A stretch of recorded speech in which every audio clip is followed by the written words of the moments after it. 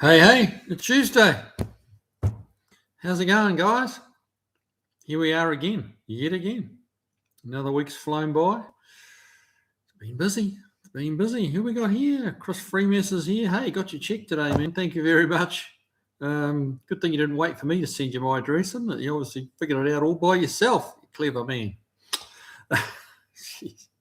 Hopeless, mate. It's just been so busy. I've just been... Whoever's screaming the loudest is getting the attention. Cheers, everyone.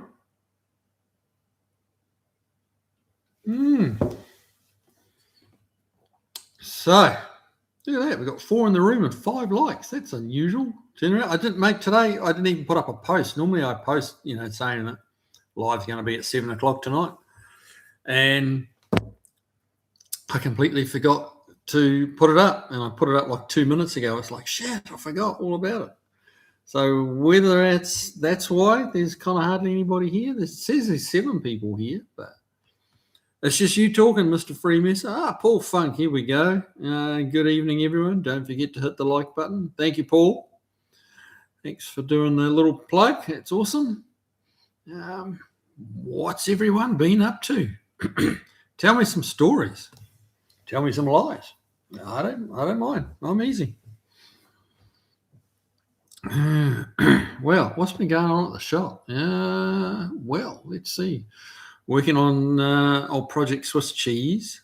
Barracuda, immediate buffering, unfortunately. Oh, that sucks. But good to have you here, even if I am a bit stuttering or whatever it's like showing up as. Roy Miller, welcome along, man. Yeah, as I was saying, working on Swiss cheese, trying to get the final little bits and pieces done on that so that can head off to body and paint. Got rid of a couple of other cars. Yeah, just busy. Brad Eastman, hey buddy, welcome along. Johnny C really liked the inspection video. Well, good. It's proved to be a pretty popular video. It had like 20,000 views, and lots and lots of comments. So it's a good one. It's nice to get one with some good numbers every now and again. The guy didn't buy that car, not surprisingly, really. But yeah, it's I've yet to see a good car out of that place yet. And let's keep in mind they're not prepping them, they're not building them, but they are selling them.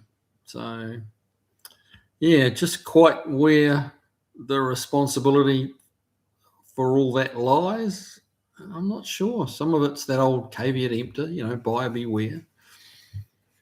Some of it should fall on their shoulders too, though, shouldn't it, really?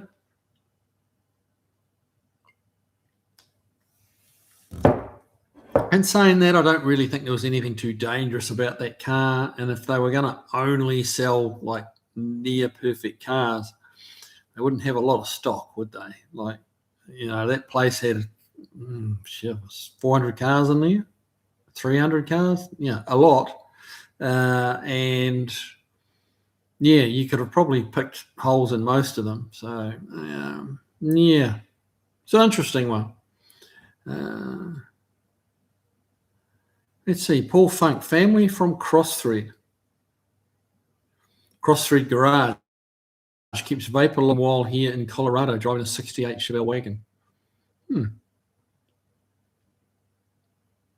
I wouldn't have thought that was Colorado. You're fairly high. It's getting some heat from somewhere. Something maybe preheating the fuel line before it even get some of the exhaust close to the fuel line somewhere, like preheating the fuel.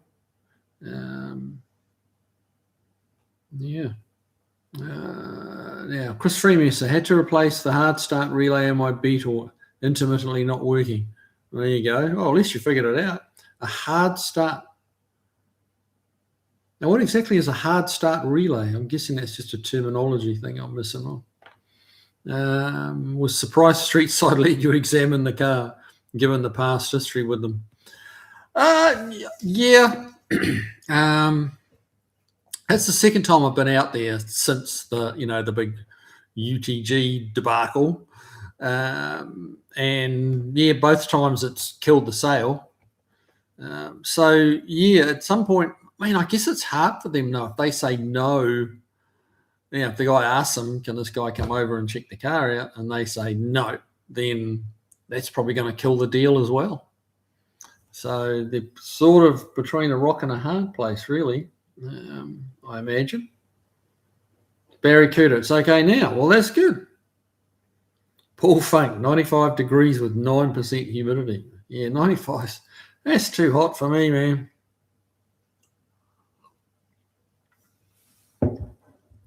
Yes, dear 6904. Hey, everyone. Hey, welcome along, man. I don't recall seeing your name in the room before, but it's great to have you here, man. Feel free to chip in and yeah. Who else are we? Roy Miller. Hey, buddy. Welcome along.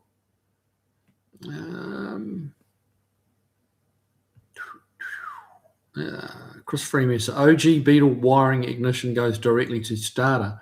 Age causes wire resistance, so you use wire to control a relay to power the starter. Okay, I'm with you. Yep. Brad Eastman. I don't think the car was that bad, just the price was way off, in my opinion. Yeah, that was my take on it, in all honesty. It wasn't, the car wasn't perfect, but seen a lot worse. I don't think there was anything on it that made it dangerous, like some of the cars I've looked at that have come from not necessarily street side, but other consignment dealers. Some of them were just plain dangerous. That was not a dangerous car.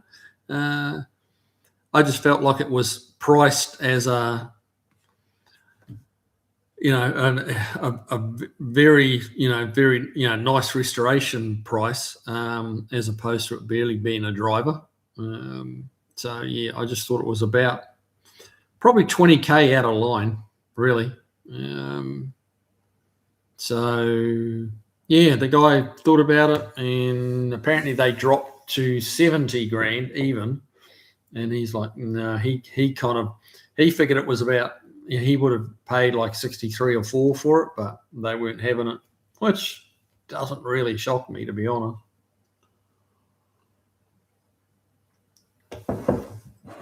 I keep an eye on that car, if you feel so inclined, and I'll bet you it sells. It looks the part, it sounds the part, it goes pretty well, apart from that vibration, which not everyone's gonna, there's people out there that wouldn't really understand what that was. And it'll sell. I'll bet you within a month it's gone off their list. Because resale red is a thing. It works. People just go, "Ooh, that's so cool! I got to have it." Yes, dear. Your core group knows when you start. Well, this is true. This is true, sir. Thank you. Chris Freeman. So Barracuda doing okay. Tiring day though. Glad I have the chat. Have the chat to end the day. Well, that's good, man. Beagle Bob. I'll just pretend I'm on time tonight. Mate, as long as you're here, that's the key thing. Brian Maynard, hello, Kiwi. Glad to be here. Hope all is well. Have some questions about gapping rings, I'm guessing you're saying. What's your preferred method, and do you set the rings 180 or 120? Okay, gapping. I mean, I'm just there's those little ring filing tools which are quite good. I kind of don't put enough engines together myself to really justify it. When the odd engine that I've thrown together, put together, I just use just a hand file. Now, what's your preferred? Yeah, I just gap them with a hand file. And the rings typically 180. Keep in mind they will rotate on the piston. They don't stay exactly where you put them. They can rotate, especially if the bores are perfectly round, which they should be. They can move around. The oil ring doesn't really tend to move, and you definitely want to put your top and bottom oil ring That's kind of a 120, and then the actual little oil rail is, you put the joint in that offset as well. So yeah, and where it ends up in 100,000 miles time, hard to say. But you gotta start with the best intentions, don't you?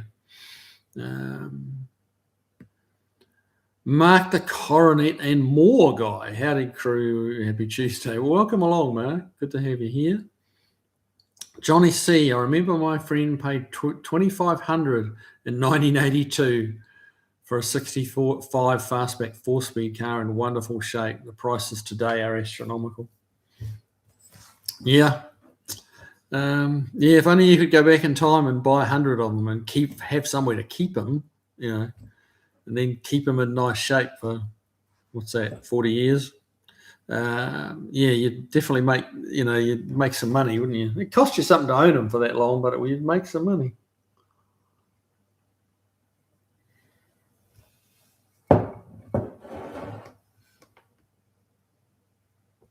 Barracuda, here we go. I've been in an argumentative mood this morning. I've been sparring with some limey, which is another term for an English gentleman or person, about whether or not the Jensen Interceptor is a beautiful looking car. Chris Freeman, so what's your opinion on it then? Here we go. I think my opinion of it is likely to ruffle some feathers. Well, you haven't really replied yet, but I'll go on. Yeah, I think it's a good looking car. It's not an E-Type. If you talk in terms of beautiful cars, I think the E-Type is a beautiful car. The Jensen is a cool looking car. I do like him. Would I have one? Yeah, maybe in passing. It's not on my list of, cars I'd really love to have. But, all that means is that's what I like. It doesn't mean it is or isn't a beautiful car. It's it's what people think of them. It's your own. It's all subjective, isn't it?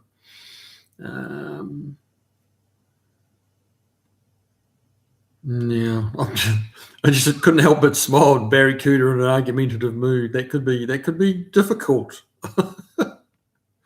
Charles Dalton, hi everyone. Sorry I'm late, mate. Not a problem. Good to have you here, Chuck.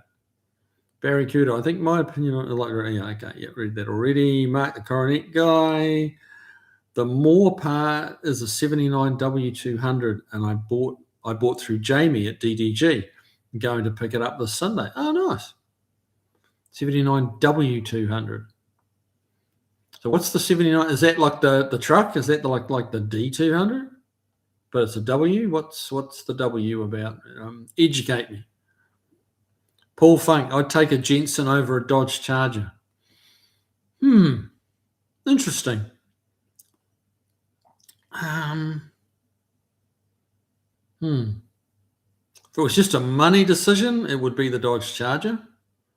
Value. Jensens don't, actually, to be fair, I don't really know what they go for these days, but they're an expensive car when they were new, but I'm not sure what they go for today, but I'm guessing it's not the kind of crazy money that people are paying for, 68, 69 Chargers. Chris Freeman, it's not in the upper echelon of gorgeous cars, but it's positive character. There you go. How very delicately put. Well said. Lane Conley, any progress on Large Marge? Not a thing. Moved a bit of stuff around today. Moved her lower bumper, lower valance and upper valance and stuff from one spot in the workshop to another. And that's about as close to working on it as I got, I'm afraid. It's just busy as all get out, and I'm trying, not having a lot of luck right now, but trying to squeeze a couple of days on the Alpine. It's Large Marge is a little neglected at the moment, but her turn will come. The gears are turning slowly at Kiwi's place, but there's less and less work, public work getting booked in, and more time is coming up for my stuff. So, which might mean not quite the variety in videos for you guys, but it'll mean more videos on like Marge and Old Blue, the truck, and the Alpine. Even my little Falcon convertible. That's got some stuff to have done to it. We've got to put a motor in that. Got to put power steering in that. Got to put disc brakes on the front of that. So yeah, I'm working on changing that ratio from like 2 out of 6 days on my stuff, which is realistically more like 1 day the last month, 1 day a week, to more like 4 days a week on my stuff and 2 on the public stuff. So yeah, that's where we're at.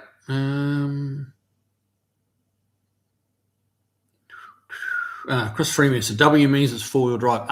Okay. All right. I gotcha.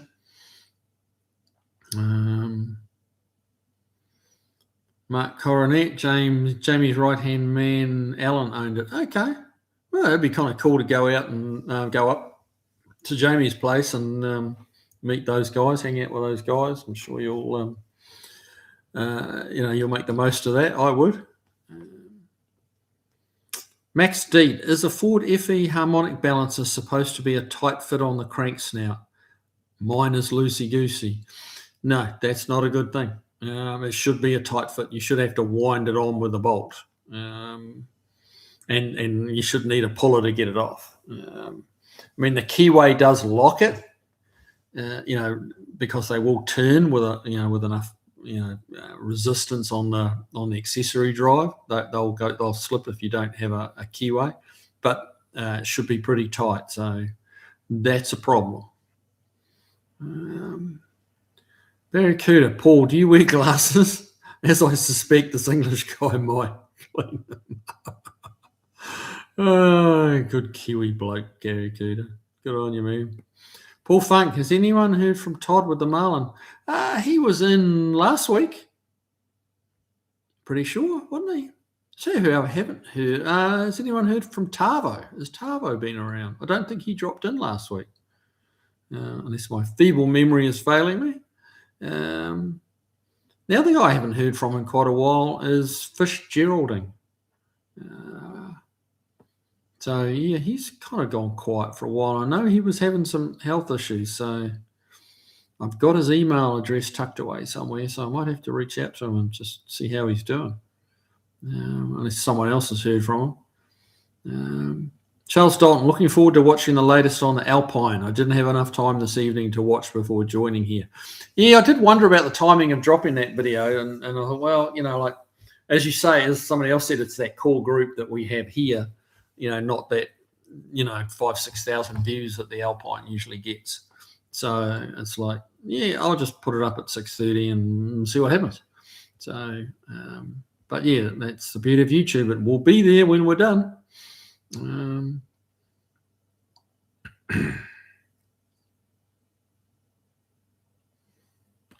Brad East from Jensen. I wouldn't choose one, but if someone gave me one for free.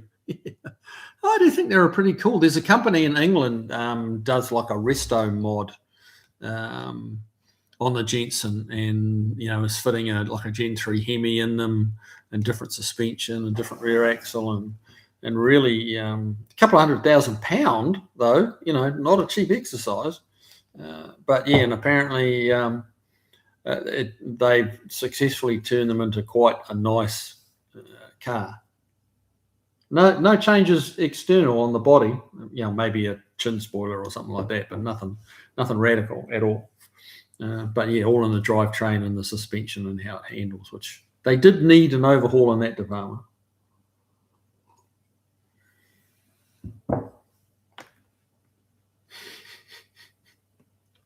Chris Freemason, maybe the Brit has cataracts. Oh my goodness. Paul Funk, I need new glasses. My opinion is that the 68, 9 and 70 Charger is way overrated, but really like the 66 and 67.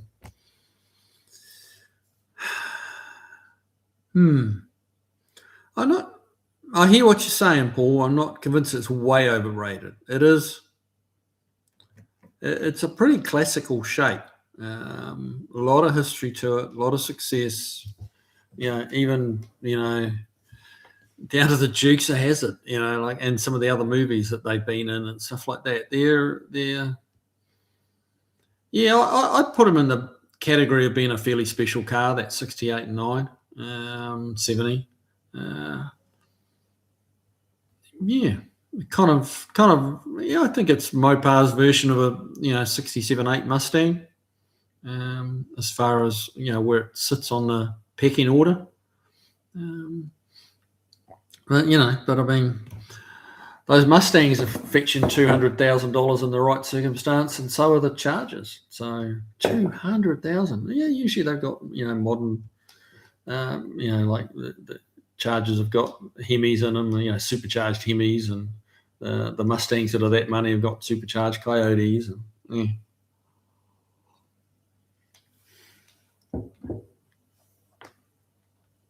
Chris Freemy, so Scott from Cold War Motors heard you were interested in visiting. He said he'd make time if you did want to visit. Oh, there you go. That's cool. Probably should tell him directly, shouldn't I? Yeah. It's cool, though. That's good to know.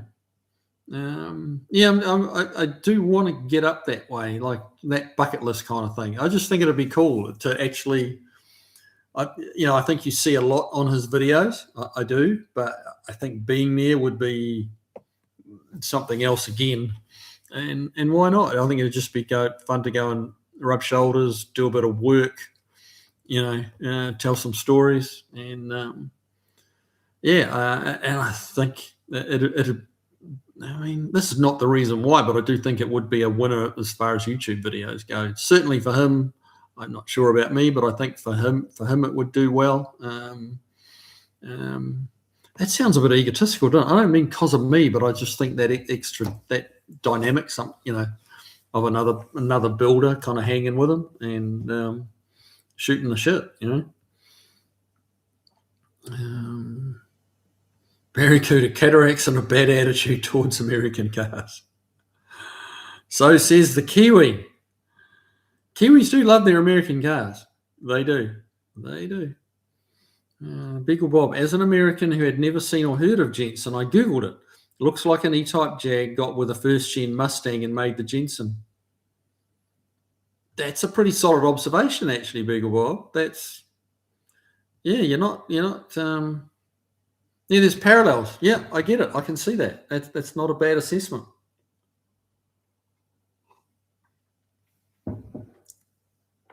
Chris Freeman said, doesn't the Jensen have a Chrysler 440 under the hood? Yes, it does. And the torque flight. But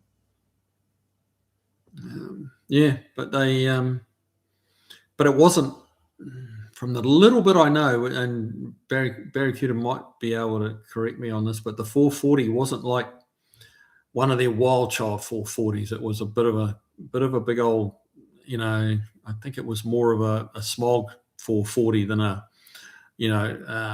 68 high performance 440.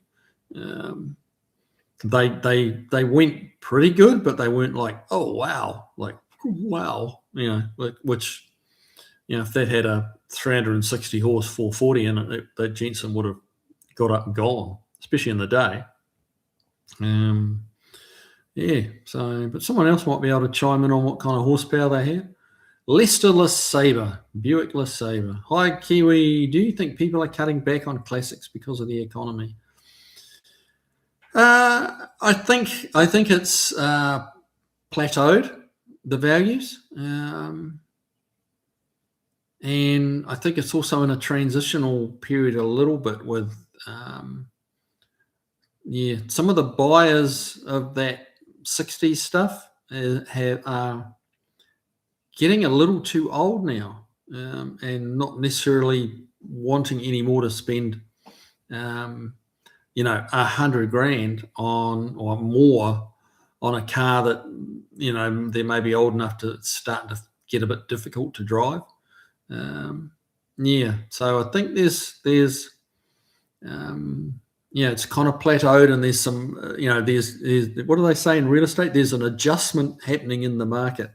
I think that's what's happening. The economy, I don't think is that bad.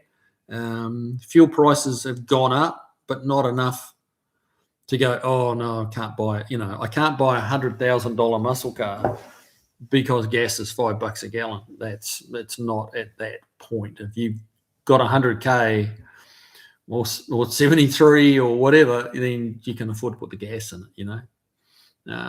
So I don't think it's that. Hansabar, I made it. Well, come along, man. Good to have you here. Paul Funk, wait, I need a beer that will help with my vision. No, they always look better with half a dozen beers, don't they? Barracuda, yes, Chris F. and 383. Oh, they put both in. Okay, 383 and a 440. Well, there you go. Jeff Hutchins, beer goggles. Yep. Lumpy, welcome along. Kerosene and cucumbers, welcome along. Yeah, they're all filling in the ranks there. It's good to see you guys. Driveway of misfits. Iconic cars can get tiring because you hear so much about them. Mustangs and Corvettes are good examples of that. Yeah, I agree. It's nice to see something different. Yeah, like Todd D's Marlin, you know, something different. And I think that's why, you know, the 66, 67 Chargers, like which Paul mentioned, Paul Funk mentioned. Yeah, I do like those. They're pretty cool, and it's just not something you see. You go to a car show, pretty much any car show, very good chance you're going to see a Charger. And then there's also a chance that decent chance that it's going to be painted up like the General Lee, which gets a bit old. Let's be honest. So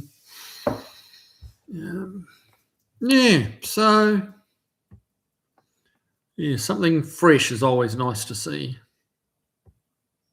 That's why I quite enjoy watching that guy Ludwig's Garage, and it's some of the stuff he does is like, but he has just interesting cars, and like maybe not a car that you'd salivate over and want to own, but it's just a bit different, you know. It's like, oh, look at that,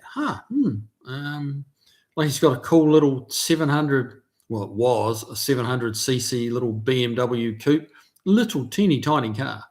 I'd never seen one before, and it's like, that's kind of cool.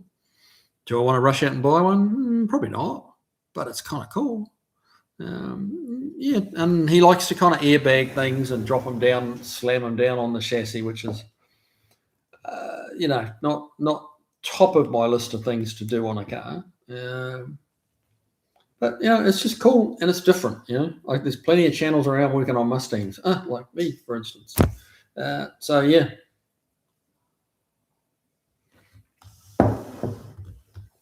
Rob's Rods, welcome along, sir. Good to have you here. Paul, where did you go? Hang on.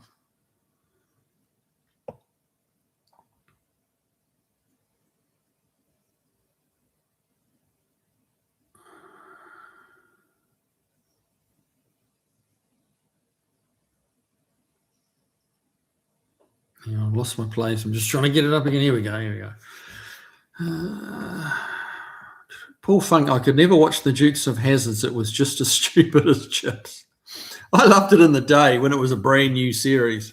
I did. That was compulsory viewing once a week, was to watch the Dukes of Hazzard.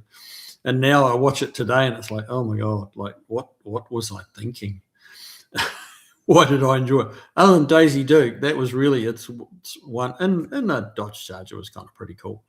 But yeah, Daisy Duke was kind of the main redeeming feature of that show. Lane Conley, the Jensen had optional four-wheel drive, the Charger did not. Well, that's true. The Mustang had, they built, I think it was 6 first-gen Mustangs in all-wheel drive, four-wheel drive. And it was done, that was a conversion done in England. And it was probably the same people that did the Jensen, I would venture a guess.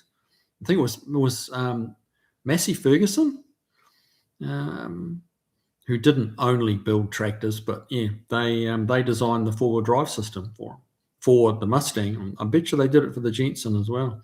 Andy Nickel, welcome along, man. Paul Funk, beer helps hit the golf ball straight too, really? Brian Maynard, thank you, Kiwi. Assembling a 400 Ford. Block has been machined. Heads assembled. Thank you for the info on the rings. No problem, man. You're most welcome. Trying to assemble on my own.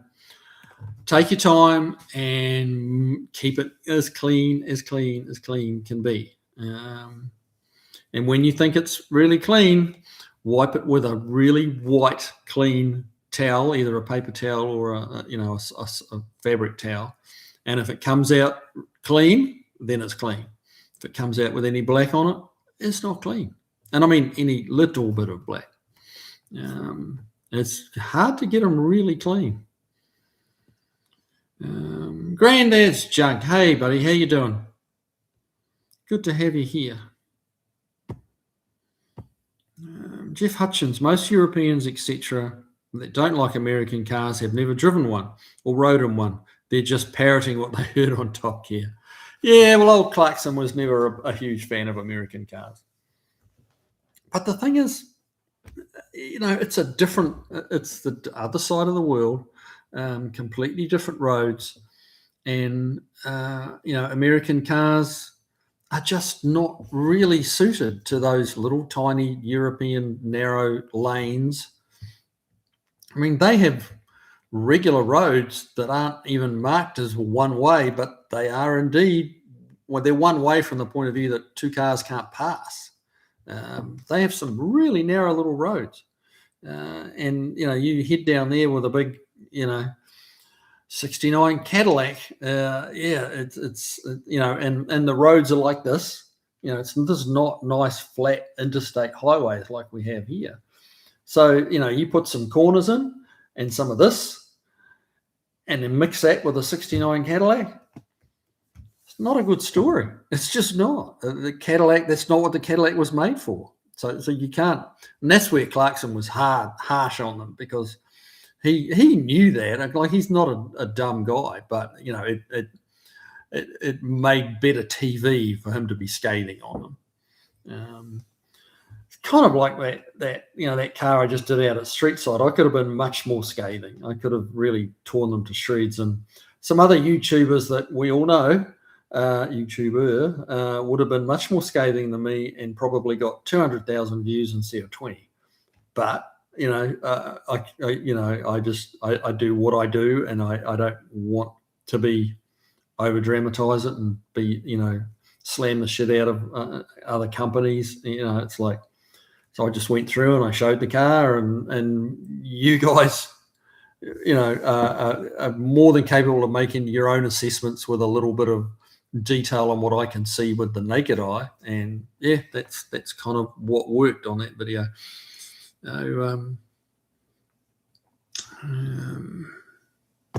Granddad's Junk. G'day, Chris. Free Minister Brotherhood. How's the summer going? Yep. Barracuda, Kiwi. I thought about what you said about the 68 to 70 Chargers looking bulky compared to the same year Coronet. Yeah, satellite body style. And I know what you mean. But the Charger is pretty special. Oh, it is. And, with the right wheel and tyre package combo on them, and the right stance, they're a pretty hot looking car. The stock Charger with stock wheels on it, like stock from back in the day, looked overweight, looked too wide for the track of the wheels, and the wheels looked too small in the wheel arches. They looked like they were just trying to teeter and totter.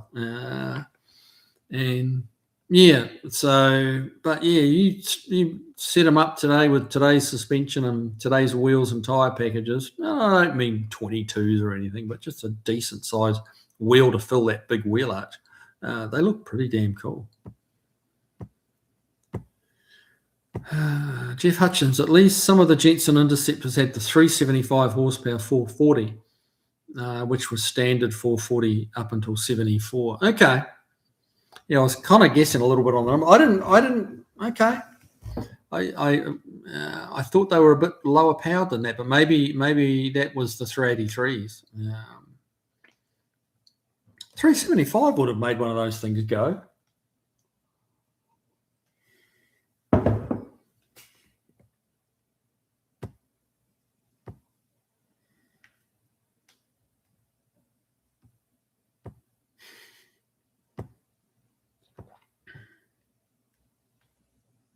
Johnny C, I noticed a beautiful 56 Mercury Woody for sale on Marketplace for $22,500.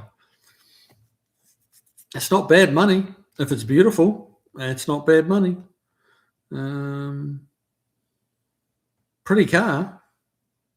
Definitely a pretty car. If all the woodwork's good, that's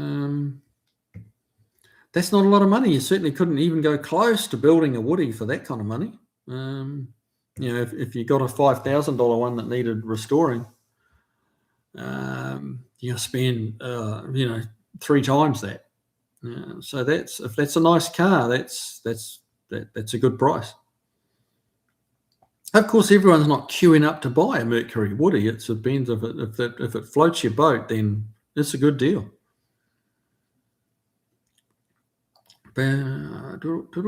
Hansabar, save any old car while we can. Yeah, this is true. Don's Manufactory. Hey, welcome along, man. Haven't seen you here for a little while. And we got Mexican Speak in the room. Hey, buddy, how you doing? Good to have you here. Stephen Bunkybird, welcome along. Good to have you here.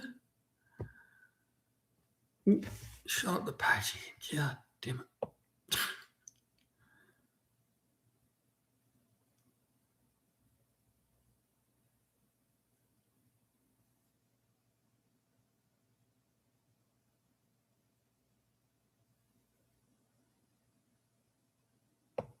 There we go.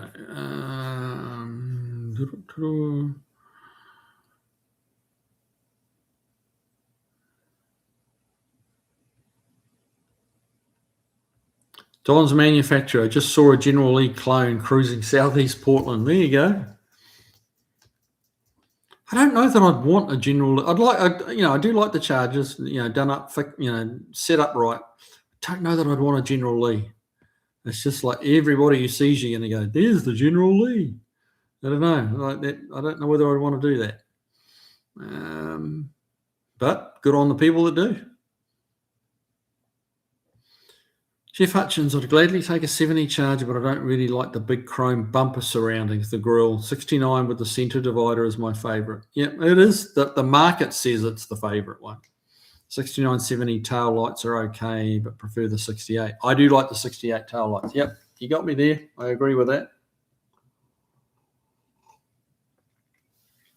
So what we need is a 68 with a 69 grille. There you go. And then all the Mopar guys would get most upset. Barracuda, I think the designer of the Interceptor should have had his pencils taken away from him. Oh, really? Here we go. So we've got a vote against the Interceptor coming from Barracuda, clearly. Mexican Spec. I asked you, Kiwi, if your client needs to have a 4-speed in the Mustang Fastback, or will he take an automatic? Trying to think what he said to me. No, I don't think he has to have one. No, have you got a good one? I mean, he'd look at it, I think.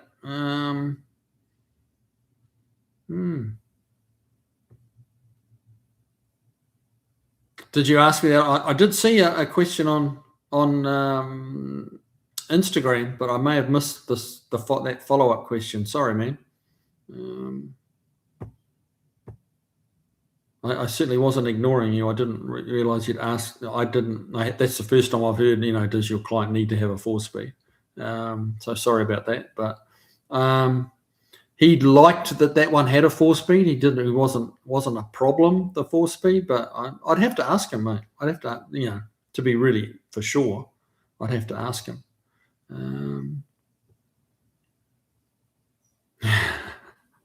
Chris Freeman, a Barracuda. The joke would have hit harder if you'd said crayons. Yeah. Well, he's probably been eating his crayons and he's onto his pencils now.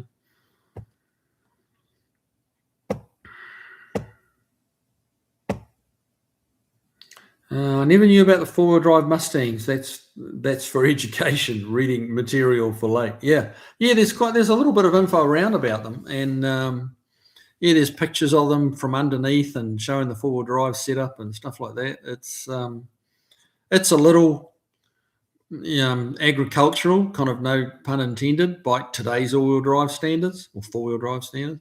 But it worked. It was a concept that Ford looked at and didn't carry on with. I believe they made 6 of them, and it's like 3 left or something like that.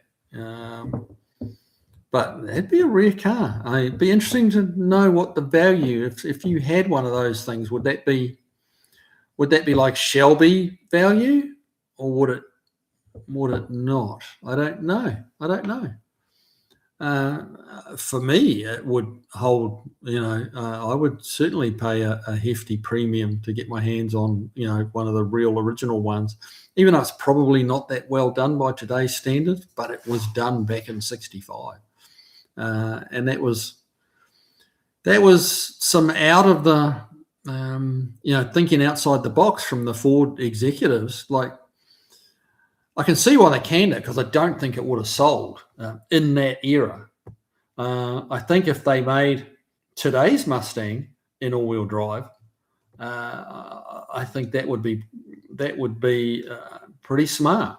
I think, because except there's of course the element of the Mustang guys that want just rear-wheel drive, want to be able to slide the back around, want to be able to do burnouts, stuff like that, which you can't with an all-wheel drive. But that Mustang would be a bit of a weapon on the corners and in the wet with all-wheel drive. I think that would be pretty slick.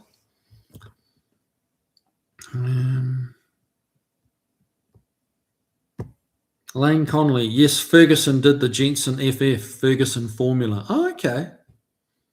Yep, I thought it was Massey Ferguson, because everybody's brain just goes to tractors. You just immediately have this picture of an old farm tractor in your head, and you go Massey Ferguson, and then and it doesn't necessarily cross over to the high performance wheel. But there were some clever engineers, and they were making four-wheel drive tractors.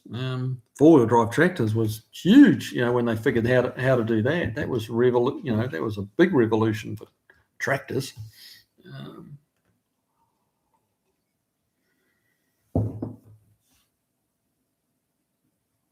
Jeff Hutchins, if I was rich, I'd build a 68 Charger with round tail lights and the round side markers, put a 69 grille on it. I do not care if it's right. There you go. It's your car, man. Yeah, I couldn't agree. That's why I'm more about custom cars. I like something that's different, that's mine, that I can put my mark on. And this is what I like, So yeah. So what motor would you put in it, Mr. Hutchins? That's the $64 question. You're going to go 426 Hemi or late, Hellcat engine? Brad Eastman, the classic car market over here is definitely a buyer's market. I think it has. Yeah, it's a funny market at the moment. There's still, these big televised auctions are still going a bit crazy. People are overpaying at those things. It's interesting. Like I said, there's an adjustment in the market, and there's no shortage. Geez, when you go to Street Side Classics, there's no shortage of hot rods around. Hot rods, muscle cars, whatever you want to call them. There's no shortage of them at all. And the hot rod shops are popping more and more out every day. There's another hot rod being finished and going out to the marketplace, and high end shit too. I saw one. I can't remember which shop it was, but they were putting those. It was like some old Chevy, like 60s Chevy. Not that important what it was, but it was it was a custom car, and they were putting those self-closing doors in it like the Audi has. And I'm sure there's others have them as well, where you just, as long as you hit the first click, the door then pulls its way in shut. You don't have to slam the door. Someone was putting those in a hot rod, and I'm like, wow, like the market is demanding all that kind of edgy electronic stuff.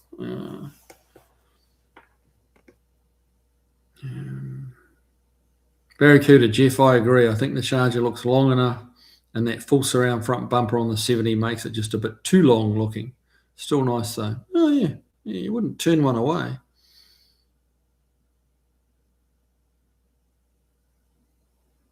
Hands a bar. It's not what you do, dude. That's why we like you. Well, thanks, man. I know what you're saying. Steve Sadusky, hello, Kiwi in group. Sorry I'm late. Had to fight off the zombies wanting a taste of my beer. As long as you're here, mate. That's the key thing. Granny's Junk, I thought you were very fair and honest with your appraisal of the Mustang. Well, I really did try, that I really did try to be. And yeah, part of me wanted to kind of dig into it a little more, but you can get your message across without being sensationalizing it, and I really did think that little list of things that you'd really want to do right away was more than you should have to do on a $73,000 car.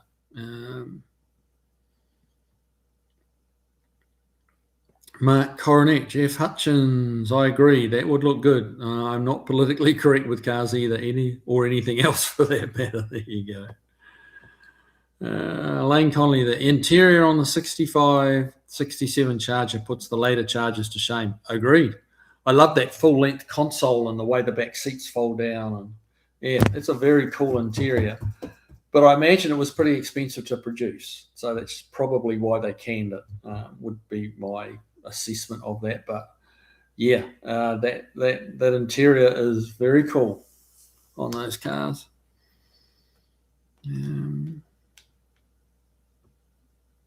Now,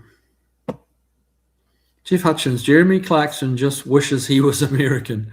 That said, he was the best part of Top Gear. Richard Hammond at least admitted he was a secret American. Yeah. Oh, yeah, he definitely loves his old American stuff. And he loves it. You watch the show, he loves them for the same reason we do. Like I say to customers, you kind of got to love them in spite of them, in spite of their faults. You got to love them for their faults. If that's how you look at them, then yeah, it's hard to beat. Barry Cooter, 4 bucket seats in the first gen Charger. Yes, nice. Isn't it like all the like the fancy high end hot rods that are getting built now? Like that's a thing. The four bucket seats. It's kind of the requisite thing now. And Mopar was doing it back in '67. Got to give them something for that, don't you? Hang on.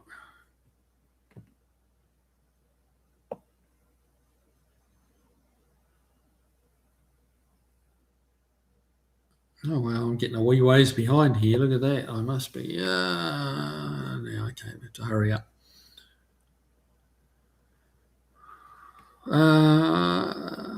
Lester Saber, I think the possible downside of the Jensen Interceptor is its weight. I really like it, though. Yeah, they even looked heavy, didn't they? Jeff Hutchins, I was 7 to 11 years old when the Dukes of Hazzard was my favourite TV show. 20 years later, watching it with my kids, man, it was corny, wasn't it? Though, just cringy, corny. Zolly's Auto Clinic. Hey, welcome along, man. Sounds about right. Been that way here too. Got the i6 distributor figured out. Oh, good man. Chris Freemaster, yeah, I was about 10 when it was on. Seemed good back then, cringy today. I first saw the Dukes of Hazzard when I was,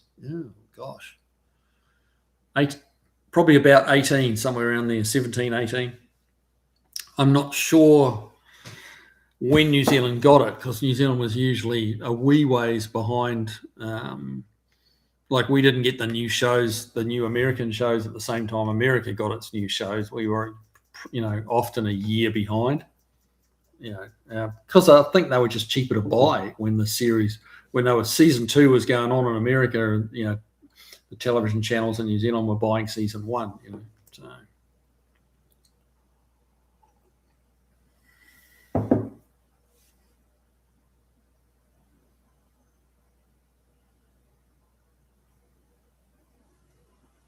Mexican Spec, can you please ask him to be sure? Yeah, I can, but I'm assuming you're talking to me there, bud. Are you?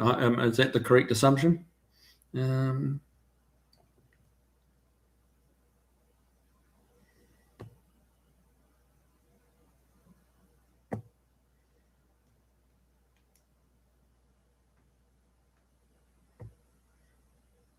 okay, what's this picture you and Lester are talking about?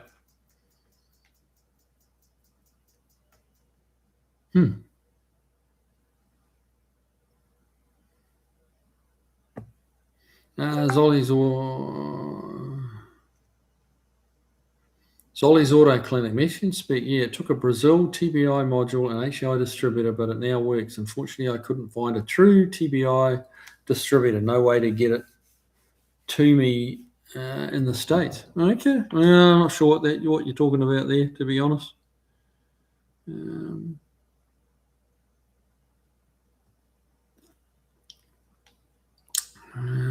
Barracuda Jeff, when it comes to the 71 to 74 charges, they have two different C-pillar designs. One looks weird to me, but I'd gladly have the other style. Yeah, some of them were, they missed the mark, didn't they? That rear pillar, that C-pillar was, wrong. Mexican speak. Isn't the Mustang Mach-E available in all-wheel drive? Yes, it is, but that's not really a Mustang. You know damn well it's not really a Mustang. Gosh, how upset the Mustang owners got about Ford using that name on a SUV. No, sorry, mate, that doesn't count. That doesn't count. Jeff Hutchins, my best friend is a Deschutes County deputy. They have some all-wheel drive Hemi chargers. He said they'll go through the snow good enough to plow a road with the push bumper. Yeah, those. I did that Barracuda that I had. I did toy with the idea of putting an all-wheel drive Hemi set up under that car. That was one of my little daydreams, but that didn't get there. But I think that people are all about these body swaps and stuff. But if I had unlimited time and resources, I'd put an all-wheel drive Hemi charger running gear under a 67 Barracuda. I think that'd be cool. Paul Funk, how about the Scottish that are in Boston for the World Cup? They know how to have a good time. Yes, that is very true. Yes, the Scottish know how to drink, for sure. They party hard.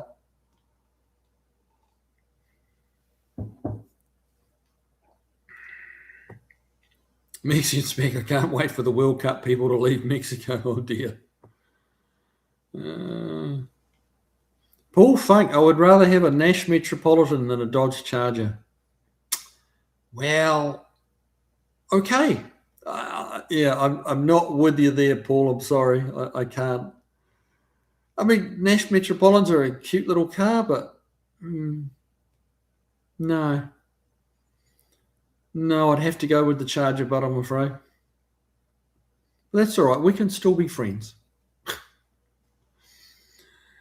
CC.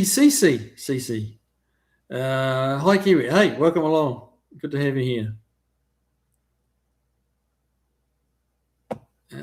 Mexican speak. I like the wraparound bumper on my 69 Chevy wagon.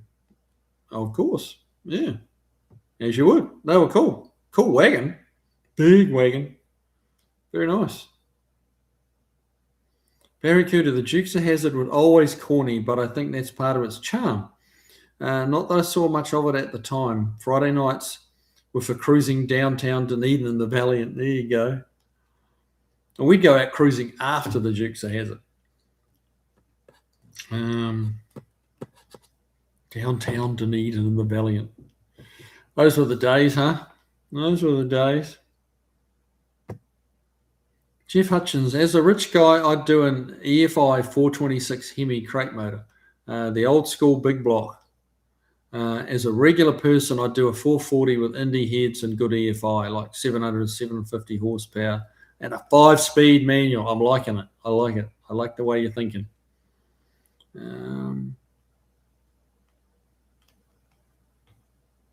The old school big block 426, yeah. Can't beat them, can you? It's just the wow factor when you open the hood. It's like, whoa. Hard to beat. Chuck, just my opinion, that PPI video was excellent content. If you do another, please take us along. I think you explained things perfectly. Let the buyer decide. You informed them well. Oh, hey, thank you, sir. Man, I appreciate it. It's not. It's a fine line, Like it was. It was a little, well, not really challenging, but just a little. You kind of got to choose your words a little bit because I didn't want to upset them so much that I ended up getting a freaking lawsuit. But so it's just trying to be honest and um, just calling it like it was, not letting emotion get into it. That's just the facts are. Kind of felt like trying to be a judge in a court, or something like that. Yeah. Lost my place again. Here we go. Mexican speak. Dodge started with the best they had in the 66 Charger, and it went downhill from there. Yep, that's a fair comment. Yeah, I think the 66 had the fanciest interior, didn't they? And then they changed something in the. I remember Uncle Tony telling me something about. I think his one was a 67. And they detuned the interior a bit in 67, I think, if Tony was telling me correctly, and if I'm remembering it correctly, of course. Barracuda. As a rich guy, I'd have a Max Wedge 65 Belvedere 2-door sedan. Ooh. Yeah. That's not a wrong idea, not by any means. Mopar Man 78. Hey, welcome along. Jeff Hutchins, a 67 Charger interior in my 68-9 Charger with a big block EFI manual 5-speed. Now, what colour in the car? I'll never have. I think dark blue with a black roof. There you go. Tricky, isn't it?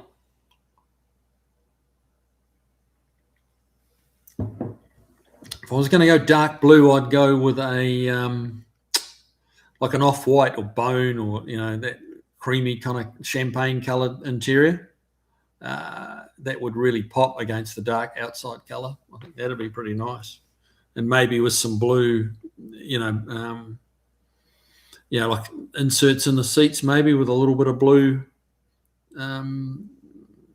accents in them somehow. That could look pretty slick.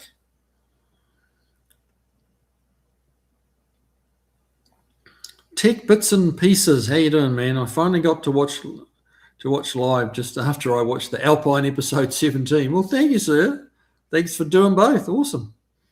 Mark Coronet and more guy. Jeff Hutchins. Are you in Oregon? That's the Deschutes I'm in. Deschutes? I hope I'm saying that right. I'm familiar with. Mopar Man. I just boxed the complete complete box set a few months ago. Still a Dukes fan. I even work on my buddy's General Lee when it's needed. Good on you, man. Good on you. Well, as I say, the highlight these days is Daisy Duke, isn't it? You just have to try not to remember what she looks like today. She hasn't aged as well as some have.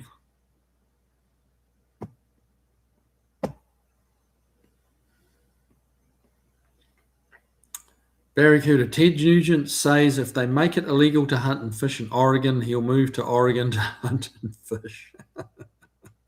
Uncle Ted. Mark Coronet.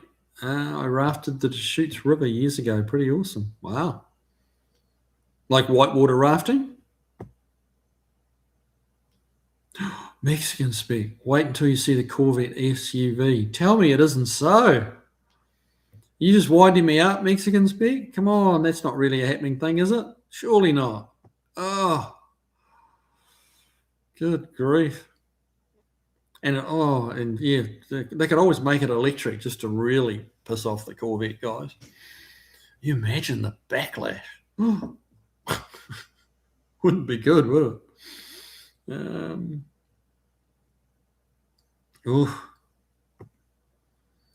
Jeff Hutchins, Barracuda always wanted a 413 max wedge and a B body. I know the 426 is smarter, no shrouded valves, but I like the number 413. I'm weird. Oh, there you go. Don't know much about the 413 max wedge, to be honest with you. I've heard of the size of it, but I don't know much about it. That was back then in New Zealand, 413 was just a number that was just absolutely gigantic. Like a 308 was a big engine. A big engine. 413, that was just like, whoa, only in America. Lester LeSabre, Mexican spec, waited over a year for a photo of me with the Fairmont I bought using his service. That's what we were talking about. Okay. Zolly's Auto Clinic. Long story short, Kiwi, me and Mexican spec spent a week or so off and on trying to find a TBI distributor for my TBI L6 Chevy S10. Most I found out was I could get the cap and nothing else. Oh, that's a lot of work, isn't it? Oh, well, it's worth a try.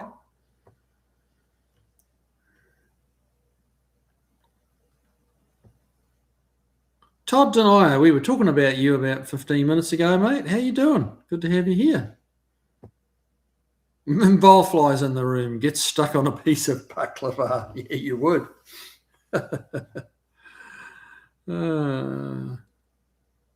Jeff Hutchins, even the Democrats in Oregon are against that idea. They've tried it 2 or 3 times before. Not going to happen. Fair enough, too.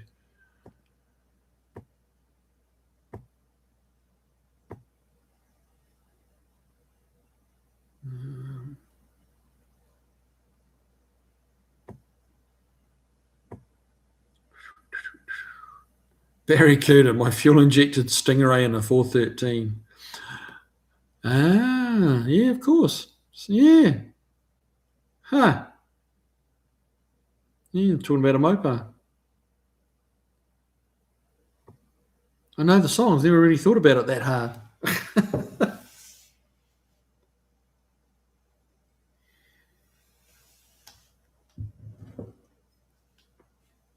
Mopar, man, I finally got a few Chevy people in my area that do a lot of LS swaps, since I'll be doing a swap in my dad's 85 Buick LeSabre estate wagon hearse. Well, that's an interesting one. Can't even think what that looks like, an 85. Huh. Not even sure what that looks like.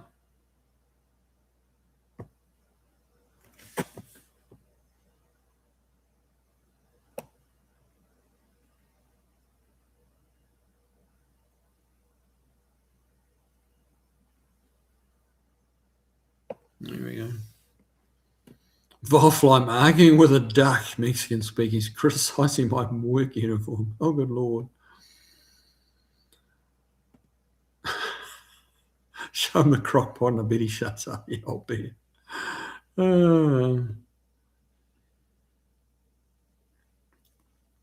Mopar, man, they don't want people eating red meat or any mammal meat. That's why they are causing random chicken factory, egg factory fires. Oh, good Lord. Modified ticks with alpha-gal, synthetic beef and protein from bugs.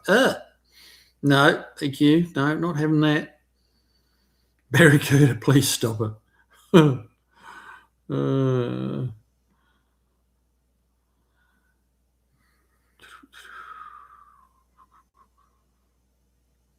Josh Homan, good to have you here, man. Mexican spec. Catherine Bach was in one of the Battle of the Network stars. All of you guys should go watch that. Oh, really? Battle of the Network stars. Okay. Interesting. Worth a look, so to speak. Worth looking at. Todd and I, Chris, how long can unopened paint, primer, reducers, hardeners, etc. last before they go bad? Unopened certainly helps. Temperatures they're kept at, if it's in a hot place, tends to bake them, and that will shorten the lifespan a bit. If they're kept in a cool, dry place, maybe not dry, but just cool place, they will last a bit longer. The manufacturers will tell you like 12 months, but they'll last a lot longer than that. And often, even if they've gone, they tend to go quite thick, and you can often just put some reducer with them, and reducers will last like forever. Hardeners have a habit of going hard, like they just get, it's in the nature of their chemical, it's their chemical makeup. They will kind of go hard over time, and when they're hard, you can't use them. That tells you how long, when they're either still nice and liquid or they're hard. Primers. Yeah, it's really matter of cracking open the can and seeing what you've got. If it looks like okay paint, often it'll be separated. You've got to stir the shit out of it. But yeah, give it a good stir up and see if it's all lumpy. Obviously, if it's lumpy, it becomes impossible to spray. If you can't get the lumps out. But yeah, it lasts a fair while if it's cool.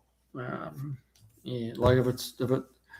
They, 3 or 4 Tennessee, Texas, Arizona summers, that'll kind of kill it. Yeah. But depends a lot. It's really on how it's stored. Volfly. One day I like to build a motor that will hit 10,000 RPM. I am uncertain of what cam and lifters will survive that. That's where it gets difficult, is the valve train. You can get strong enough pistons and rods, and play around with rod ratios and stuff to allow them to spin to 10 and not go out the side of the block. Valve train becomes a problem. Stopping the dreaded valve float. But they valve float at those RPMs, and it doesn't end well.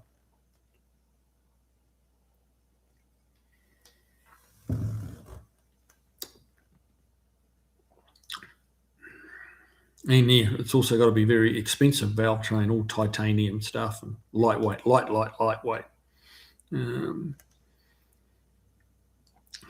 that would be fun. I mean, they're turning, the stuff's available. They're turning small block Chevs to 10,000 RPM.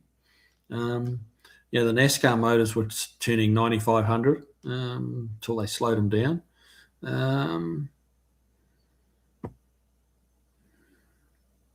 Mexican speak. Why wouldn't Chevrolet make a $300,000 Corvette SUV to compete with the Urus and the others?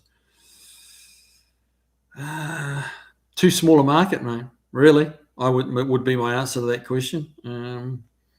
Not saying it's a bad idea, and quite possibly they could build one to compete with the Urus, but there's only so many people. It's a limited number of people with $300,000 that want to spend that on an SUV, and that market's fairly well serviced. And you get up into that price range, and there's a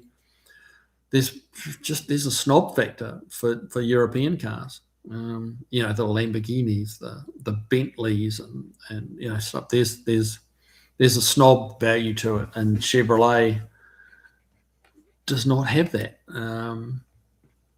And that's not a slight against Chevrolet. Obviously, Ford doesn't have it either.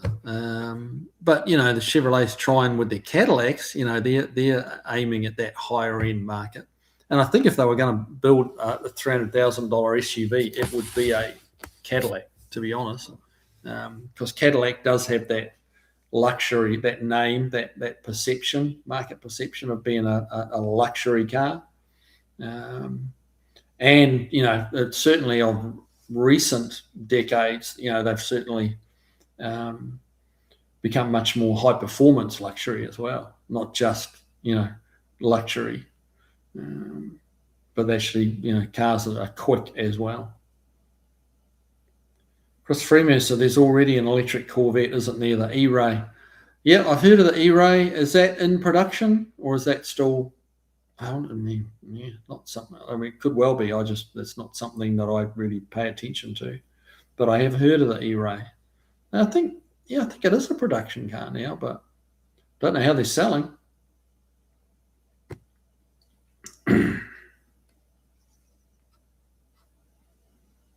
Solly's Auto Clinic. It's a custom truck I built. I used the TBI system from the 90s, Mexico OBS. 6-cylinder Chevy trucks.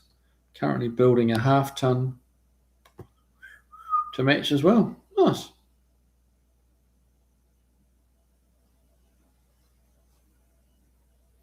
Dukes and BSG were at the top of our ration TV times back in the day. Hansabar. BSG. What was BSG? I'm going to kick myself when you tell me. BSG. Yeah, gone blank. Gone blank. Brain's not computing. It's just, happens more and more these days. BSG.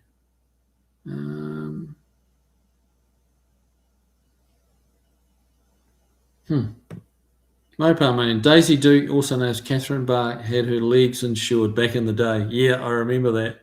She had nice legs. Michael Pagliarini. Well, evening all. Late to the party. Went to a local. Got to scroll down. Car show tonight. About 50 cars. Oh, that's a good little size. Intimate, they call it, isn't it? Intimate little car show.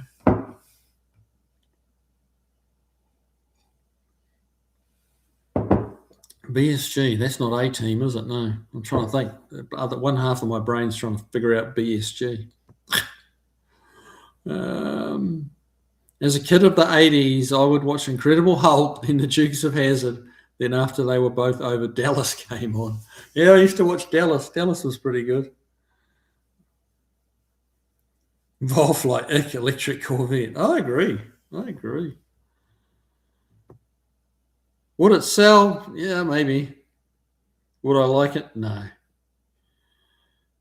Jeff Hutchins. I'm a sucker for a straight six, especially with EFI. Weirdly, as a Mopar man and a straight six fan, I don't like the slant six. Slant six was an awesome motor. It was a really great motor, but it's not a high performance motor. It's not a screamer. It's not something that's going to make, like huge horsepower. But it was a great motor. It went forever. It went and went and went. They used so many of them as stationary motors because they just went and went and went. They were bulletproof. They didn't break. They didn't really, they obviously everything wears out, but they lasted a long time. Great motor. But as far as performance, no, that's certainly that's not.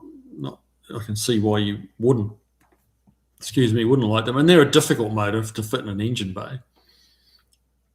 Mr. Hutchins, you must love the Australian Ford Barra motor then, if you like straight six. That is certainly probably one of the best straight sixes out there. Along with that Toyota 2JZ, is it 2JZ? That's a fantastic motor as well. But that Barra motor, they're making 2,000 horsepower out of those things. In drag racing trim, but 2,000 horsepower. They're a superb motor. And it's based off the 250 Ford. The 250 cubic inch straight six Ford. It's just based off that with a twin cam 4-valve head, cross flow, and awesome engine.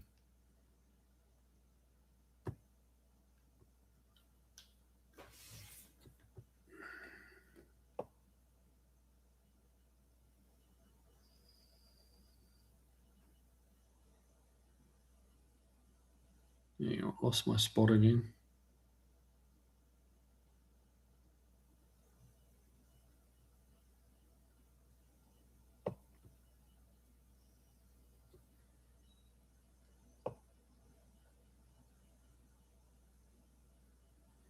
Good Lord. Wow, I'm way behind. Here we go. I remember Jan Smithers on Battle of the Network Stars. I remember that very well. That Olsen girl from the Brady Bunch. Oh, okay. Huh. Todd and I have had a lot of doctor appointments lately, which have been leaving me exhausted after 4 hours in a car. Yeah, it would. Ouch. A few more to go within the next few weeks. Oh, mate, sorry to hear that. Yeah, it sucks, but it's got to be done, I guess. Jeff Hutchins, the OBS Chevys 92 to 98 came with inline 6 in Mexico. No V6 was offered there. Huh.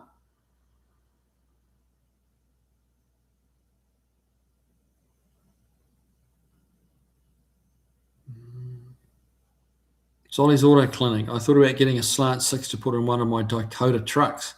I haven't owned one yet, so I don't know what I'm missing or not missing out on.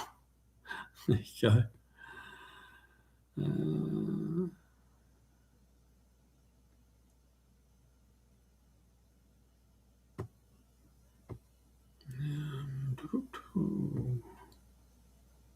Volflow, would a slant 6 actually fit in the Dakota truck? Might be too long. Might be too. The engine bay is not that long, is it? With the rake of the windshield. Chris Freeman, regular plates, far fewer restrictions on when, how you can use the car. Yeah, it's getting tougher in certain states, isn't it? I know here in Tennessee, they really don't care. They don't give a shit. They just, yeah. As long as you haven't got, classic plates on a 98 Camry, you're fine. If it is an old classic, they don't care where or why you're driving it. They really don't.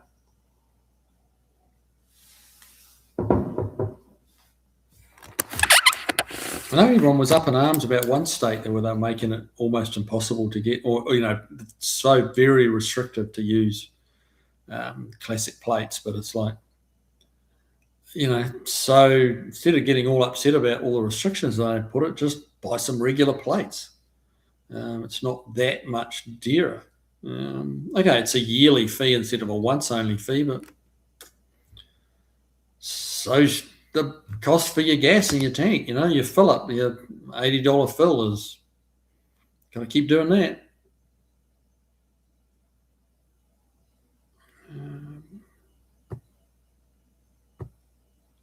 Jeff Hutchins, yeah, my parents tolerated the Dukes. Then they'd watch Dallas. I'd end up watching it too. We only had one TV and 2.5 TV channels. There you go. Seems like Knight Rider was on Fridays too. Well, Friday was the hot night. That was where they wanted the channel. The networks wanted their number one shows to be on a Friday night. That's where they got the big views.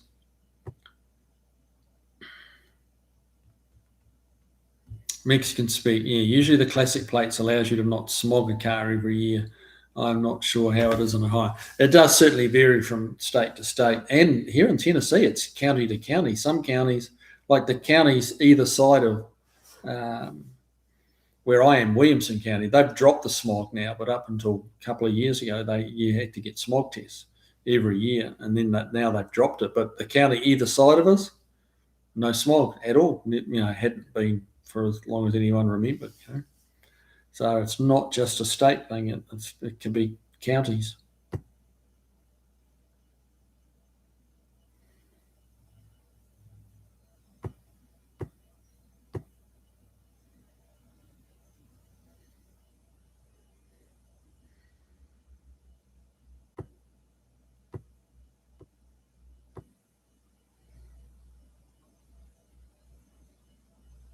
Jeff Hutchins, Wildflow, the way the slant sixes share rod journals makes them quite a bit shorter than most straight sixes. Huh. Didn't know that. So they share rod journals like a V8. Interesting. Didn't know that.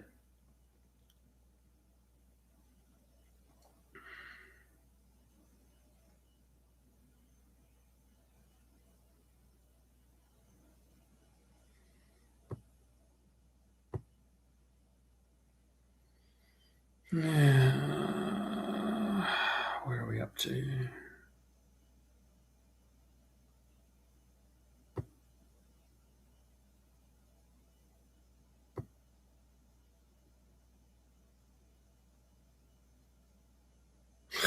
Mexican spec, just got a new phone. You know what that means, headaches. Yeah, it can be a little bit hard learning them, can't it?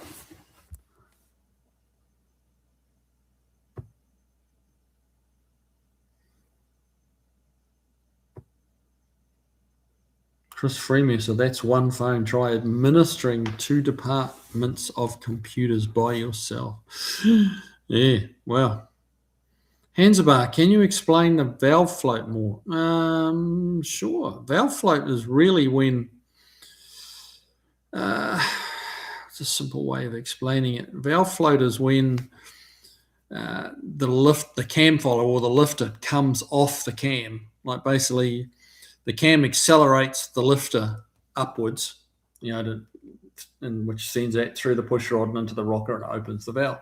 And it accelerates it so fast that basically it carries on, like it comes off the cam. The lifter lifts just like parts company with the cam, and then comes down. But in that time it's off the load, like like the load comes up, the lifter carries on, and the load keeps going around, and it's got a long way to come down, and then it hits on the back of the cam load and bounces off, and you get this bouncing, and then it's having a bounce, and then the load comes around again, and it'll smack it while it's coming down, trying to lift it back up, and it just gets all out of sequence, and the lifter just literally bounces up and down. Because what the valve spring does, an engine builder, a race engine builder explained it to me one time, what the valve spring actually does, what it's designed to do, is to hold the lifter. Its primary job, not the only thing, but the primary job is to hold the lifter on the camshaft, because the lifter has to follow the camshaft around its egg-shaped eccentric path. And if it comes off and then meets it again later in the revolution, that's when you run into all sorts of trouble. And of course, the heavier the valve train is, the more that acceleration wants to, the heavier the lifters are, the more it wants to get lifted super quick by the load, like flicks it up, and it just carries on up. And then, everything gets it. Then the lifter's not pushing consistently into the other parts it's meant to be with the push rod, and then the rocker and all the rest of it, and the rocker comes away from the spring, and just everything gets all out of sync. Really the spring holds all that stuff onto the camshaft and keeps it under control. The spring is a control, is a tool of control. I hope that makes sense. But yeah, it's a bad thing. That's when valves can get bent. You can typically when you drop a valve, maybe not typically, like valve heads can fall off for a number of reasons, but when that valve starts to float and bounce because it's not being controlled by the spring and the lifter and all that, then it shuts super quick. It just slams shut, and it can knock the head off. It can be open when it's not meant to be, and the piston will come up and hit it. No end of trouble. No end. A lot of things can cause it, but that egg shape in the cam load, it accelerates the lifter slower, and then the acceleration, and that's all. They talk about ramp speeds and stuff like that. Cam technology is pretty high tech, but that egg shape is not. There's a reason it's that shape, and it's not kind of square at the top. It slowly accelerates it, and as it goes further around that egg shape, it accelerates quicker, and then it decelerates a bit slower, and allows the valve to close slightly more gently. But if that lift is not touching the cam on that as it's coming off its revolution, the valve slams shut, and then the valve can bounce. Like it hits the head so hard that it'll go up, hit the head so hard it bounces back off. So all sorts of problems. But it's a weird sound when you hear an engine valve floating, if you have any mechanical sympathy or awareness, you'll know it's a bad sound. It's like, oh, that's not right. You may not really understand why, and a lot of people don't always understand why it sounds not right, but it sounds not right. It sounds bad. Anyway, that's enough rambling about that. Todd and I, Chris, the reason I'm asking about the shelf life on modern paint products is I'm not sure the Marlin will get repainted this summer, but want to get supplies while the price is low, $8.50 for everything. Yeah, if you're talking about a year, then you should be fine. Keep it in a cool, consistently I mean, yeah, it's cold up your anyway. You're ahead of the game anyway compared to being in Arizona. So it's going to be cool there anyway. So just keep it in a cool cupboard, cool and dark, and just leave it be.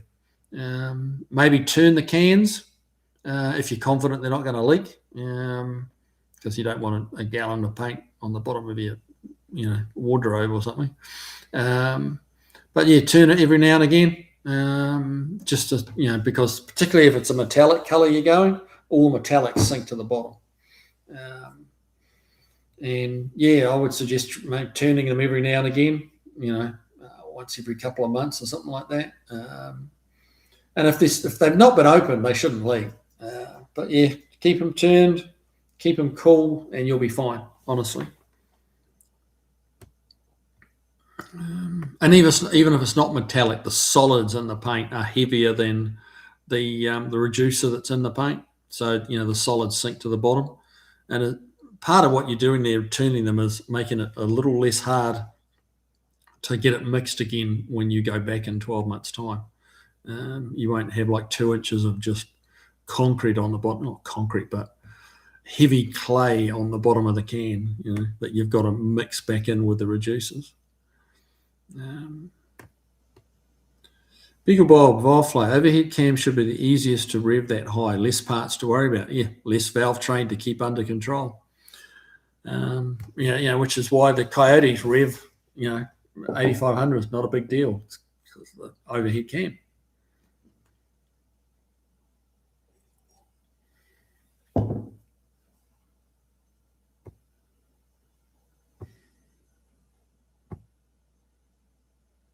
Todd and I, single stage paint or base coat, clear coat.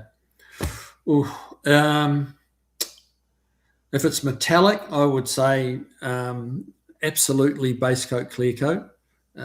If it's a solid color, single stage is not bad. It's a little bit harder to buff because you haven't, which is why you can't metallics. If you've got any trash in the paint, you can't like sand and buff them. You've got to be pretty careful sanding and buffing a single stage, but it depends what you're going for. Just how beautiful a paint job you're going for. Are you wanting it like glass finish? In which case you've got to sand it all with that, 1500 and 3000, all that sort of stuff. That's clear coat paint job. You're sanding too much color when you're on a base coat. It doesn't really like it. So yeah, if you want just a nice, respectable, solid color, be it white, blue, red, whatever, then base coat. If you're wanting a high-end paint job with some metallics and some tricky colors, base coat, clear coat.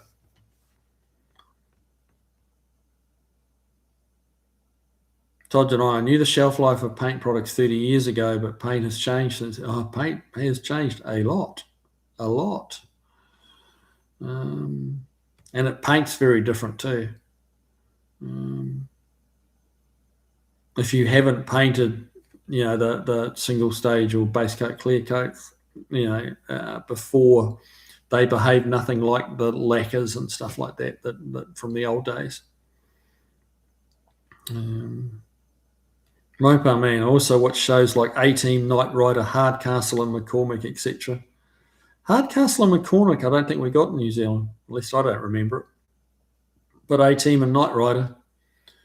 Yeah, A-Team was quite amazing. Nobody ever really got hurt. There was lots of gunshots and stuff like that, but nobody ever got hit. Nobody ever bled. But yeah, those were the days. Barracuda is argumentative. Okay, I think I should have said argumentative. We knew what you mean, mate.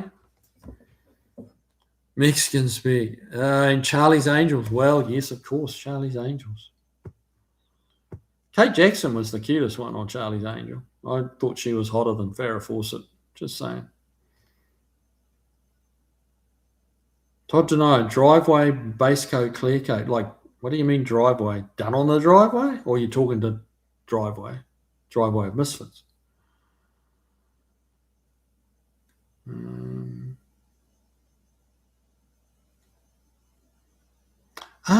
BSG battle shows how far behind I am. Battlestar Galactica, BSG. Yeah, I wouldn't have guessed that.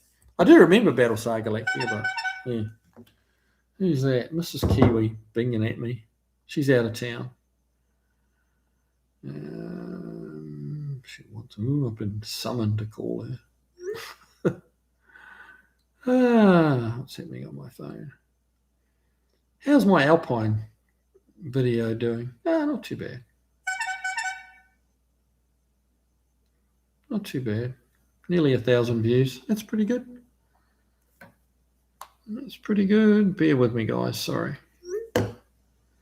Right. Now you have my full attention again.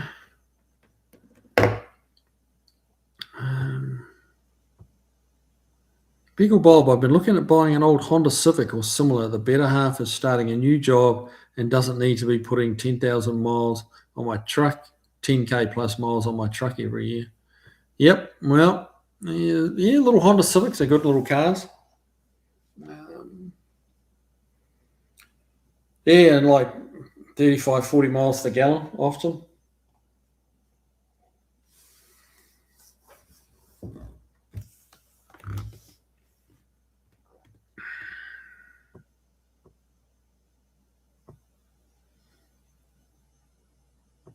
Beagle Bob, 20, 30 years old, so 1996 to 2006. Good little cars. Hard to get people to work on them, but then you can do the work on it. And yeah, a little hard to get repaired because none of the collision shops will work on anything over 20 years old. But yeah, not cheap to run, cheap to buy, not bad. Chris Freeman says some of those old Hondas had a crazy number of vacuum lines. Yeah, I guess that's all smog stuff, and you can probably delete. Well, as long as you're not having to do smog tests, you probably delete most of it.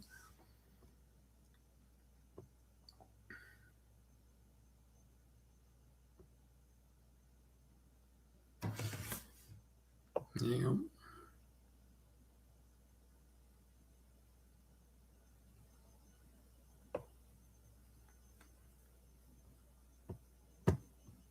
Hang on, fellas.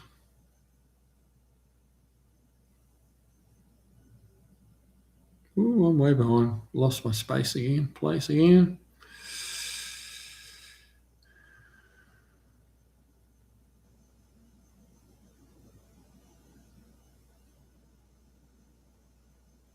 Wow, I'm way behind.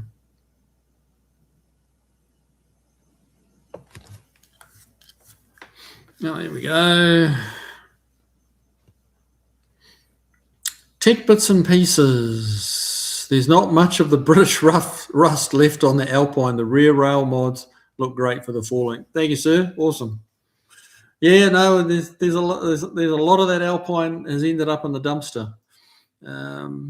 Yeah, more than I really ever anticipated, but it's all good.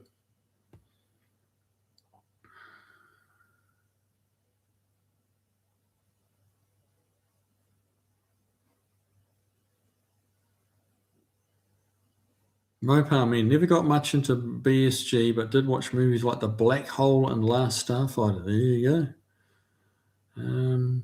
Yeah, I didn't do a lot of Battlestar Galactica. I was never a big Star Wars fan either, though. So, and those other two movies, don't think I've seen. Bowlfly, pizza night tonight. Not my idea. I would rather have marinated pork chops. Seems fair. That's what I'd go for too. Chuck, have a great week all. See you next Tuesday, Wednesday. Chuck, you're out of here, man. Well, you're probably gone now. I'm so far behind. Sorry, man. Thanks for coming here.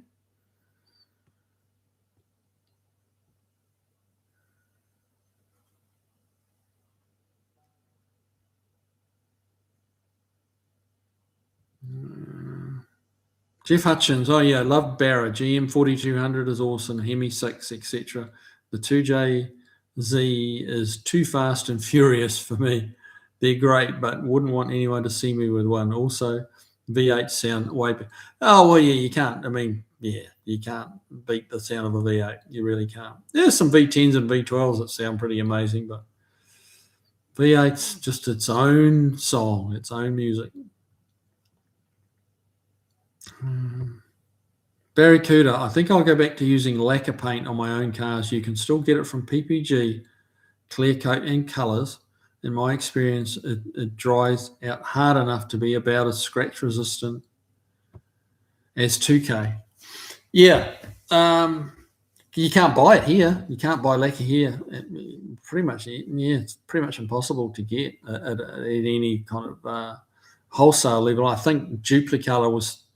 I haven't seen it for a while, but Duplicolor brought out a line of lacquers, and it was like pre-mixed, like pre-thinned, pre-diluted, and you bought it in 1 litre cans. I don't know whether they're still doing it or not. I haven't seen it for a long time now that I think about it. But yeah, lacquer's great to spray, very forgiving. No recoat windows. Just it was a great product, but just not that good for the environment. Oh, you say and safer to spray. How do you mean safer? Well, yeah, it wasn't as hard on the painters, on the painters' lungs and stuff. But the EPA didn't like lacquer. A lot of VOCs. Because of course it just dried by drying. It didn't didn't dry by catalyze. Yeah, that's a lot of syllables. Catalyze. I can't even say it. It didn't dry with a catalyst. So yeah, it's the catalyst and the 2K stuff that is pretty toxic. But less VOCs, and of course now they're going to water based because even less VOCs. But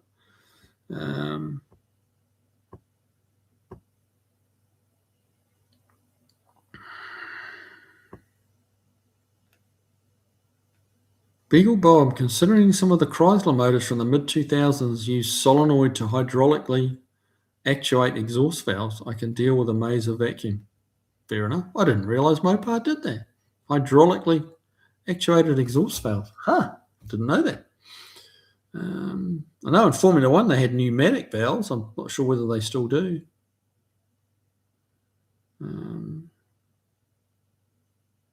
Chris Freemus, I got the new 2-year registration for my Beetle yesterday.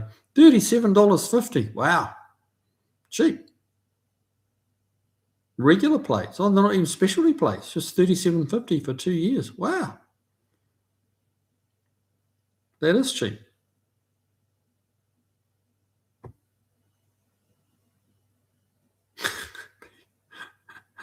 Chris Freemus, are you referring to multi-ear, Beagle Bob, whatever they called that crap that was in Dodge Darts? Jeff Hutchins, Driveway of Misfits. Do you ever work on 80s Toyota Land Cruiser FJ60? Talk about vacuum lines. Helped a friend Ellie swap one. Glad to get rid of that mess. Yeah.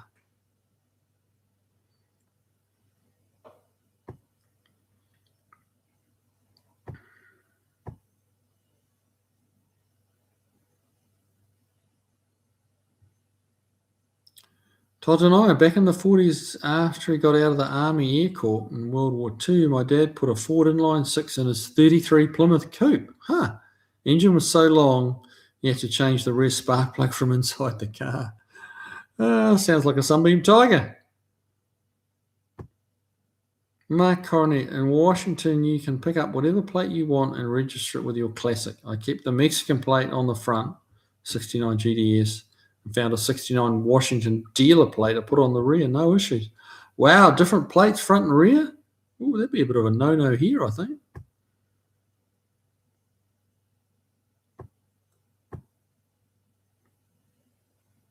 Tech bits and pieces, slant 6 for the Leaning Tower of Power. Yeah, I had an AP5 Valiant. It wasn't my first car, but it was early days with the 225 slant in it. Yeah, good car. Worth a lot of money now. Whew.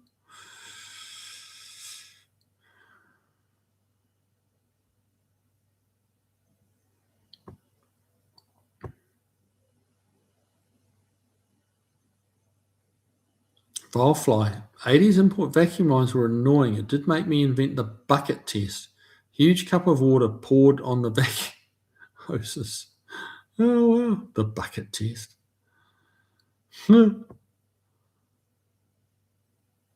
Barracuda had a fresh 225 in my VC Valiant torque float.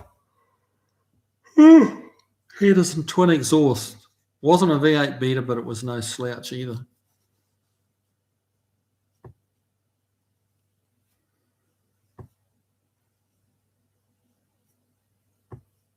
Beagle Bob, I've only limited experience. I would never touch another one. Helping a friend, got it running and good enough to dump on a dealership. Oh, poor dealership.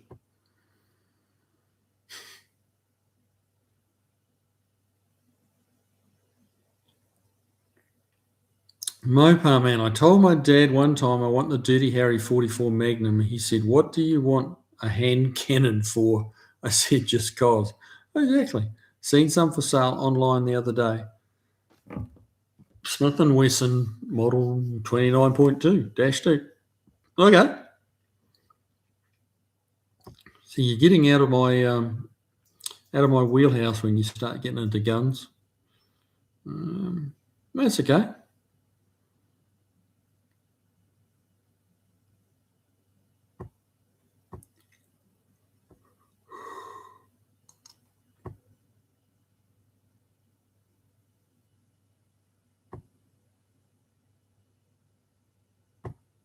Mopar man, I didn't know they used a 6.5-inch barrel gun and an 8-inch barrel gun for different scenes in the movie. No, I would not have known that either.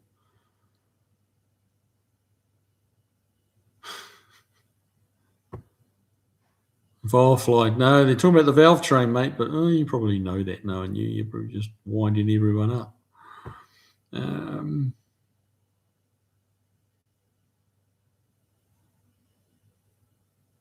Jeff Hutchins. Only a fool would try to justify a gun purchase.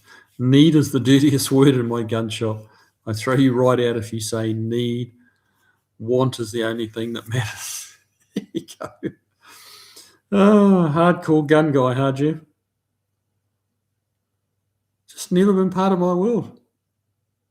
Part of that's been Kiwi from New Zealand. Guns are at a whole different level, much lower in New Zealand than it is here. So, yeah, just different culture, eh?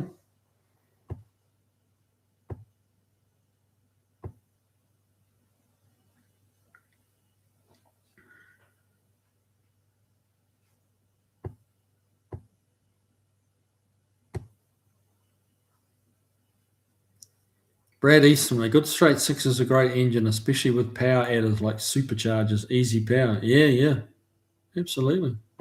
Yeah, I know the Falcons put a supercharger on the Barra engine from the factory. That was a quick car. That was a quick car.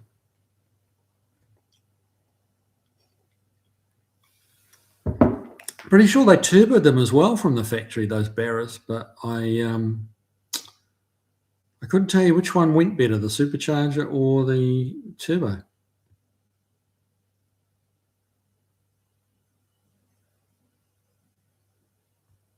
Chris Freemason. Wow, uses a solenoid to hydraulically open the intake valves so they can vary the timing that way. Okay, like a variable valve timing. We get 36 in the city and 49 on the highway. Good Lord. That is high. That is high.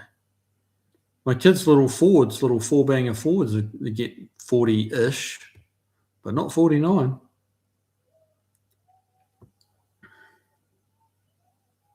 Michael Pagliarini, state inspection is just a money grab for the state.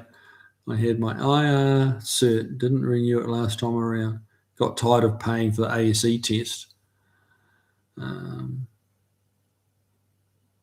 Fair enough.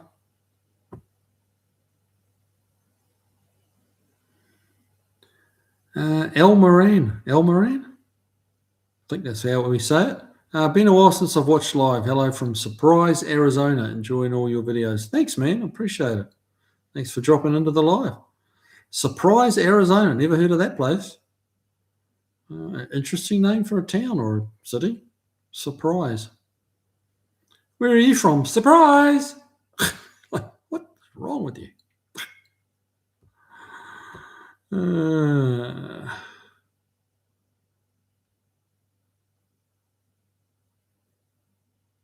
Oh, Jeff's off. Jeff's off about guns. I like the 4-inch best. But I just got a pre-model 2944. Blah, blah, blah, blah, blah. Coke bottle grip. Yeah, just fucking. Yeah, you just learn. Yeah, I don't mean to be negative about what's clearly a passion for you, mate. And good on you. We like what we like, and that's as it should be. But yeah, the gun stuff just it's just over my head. Like I can read it, but it just means nothing. It just means nothing. Which is that's my lack of knowledge, not anything wrong with what you're saying. And keep discussing it. I'm not trying to police what gets discussed on here at all. But it's like,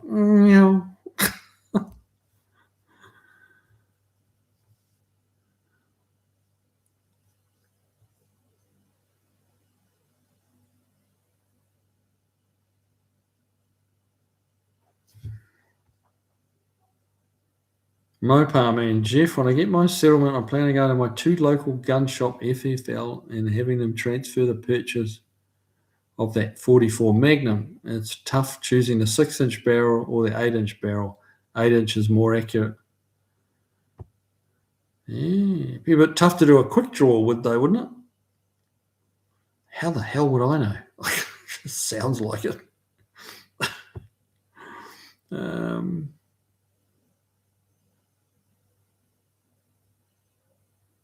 Mexican spec. I agree. When I was asked why I needed 60 cars, I ignored the questions.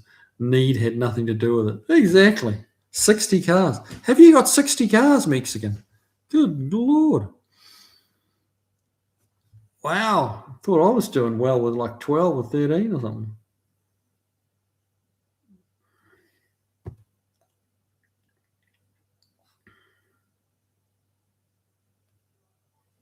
Barracuda. I've only ever shot one type of animal, the European rabbit. Lots of them. I had a cat that really something. Okay. Probably like to eat the rabbits.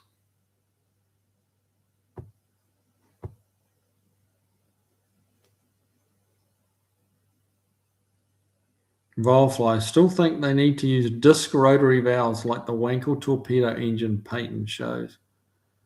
Torpedo engine. Oh, okay. Yes, I do remember vaguely something about that. Yeah, rotary valves sound really quite effective on paper, but they didn't have their issues, didn't they? Wasn't it to do with velocity? Like velocity through the port would jam the rotary valve, like at high RPMs? Or am I talking out my butt? I'm not sure. That I have a vague recollection of something like that. I'm sure that, given enough incentive, they could figure out how to stop that happening. Chris Freemesser, I remember Hardcastle and McCormick. If I remember it rightly, wasn't one of them like a really big dude? Like a bit balding and a mustache? Was that one of them, Hardcastle and McCormick? He was kind of like the big grumpy guy. Todd and I, Riptide and Simon and Simon. I remember Simon and Simon. Don't remember Riptide, but maybe we didn't get that.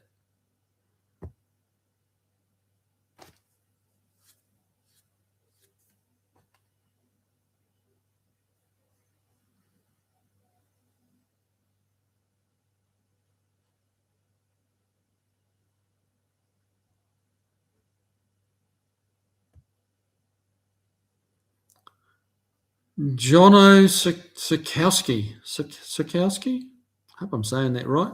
Jono Sikowski. Hey, Kiwi. Hey, Jono. Good to have you here, man. Welcome along. Mark the Coronet. Kiwi, I'm totally in agreement. Kate Jackson was all that and more. She still is. There you go.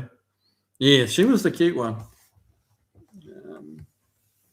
Yeah, in my book anyway. Here we go. Mexican speak. Jacqueline Smith was best of all of them by far. She still is. There you go. We'll have to agree to disagree, Mexican speak.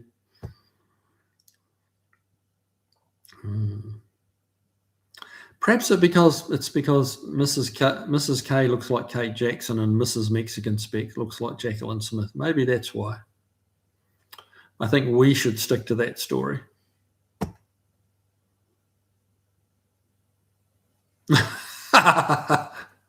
Chris Freemesser, A-Team got their gun training from the Kiwi thugs in Shaker Run.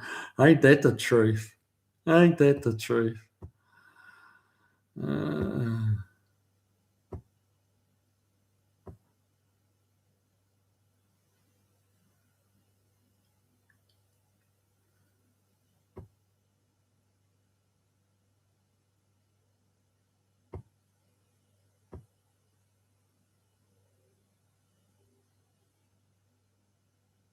Volfly, not a gun person, but a 357 revolver is a good nailer to have.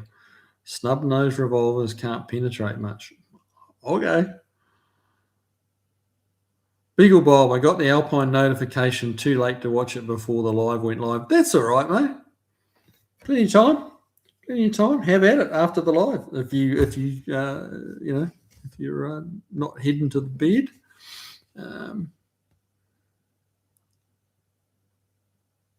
Chris Freemus, I wonder where Dina's, maybe Mrs. Ecstasy finally kicked her out.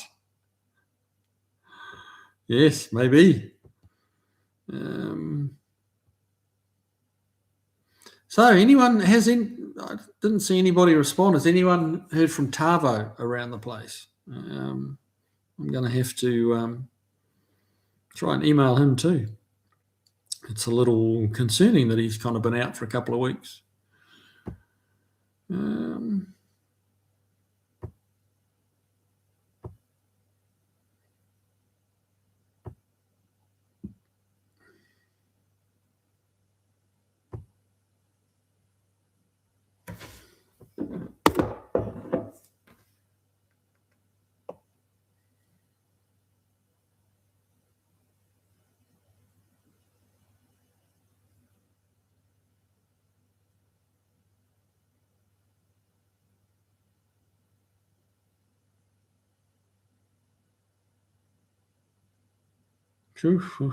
Wow.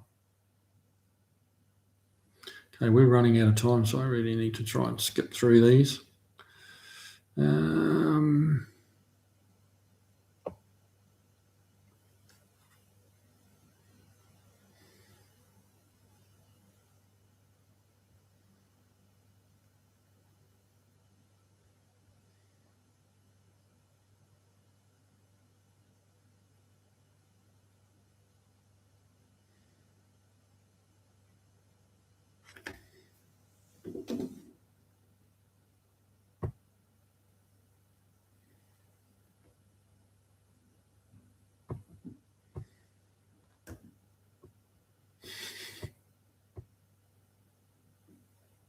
Jeff Hutchins, the A-Team shot 174,000 rounds.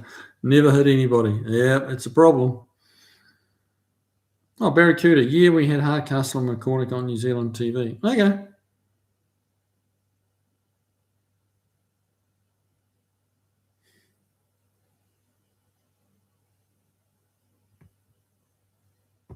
Where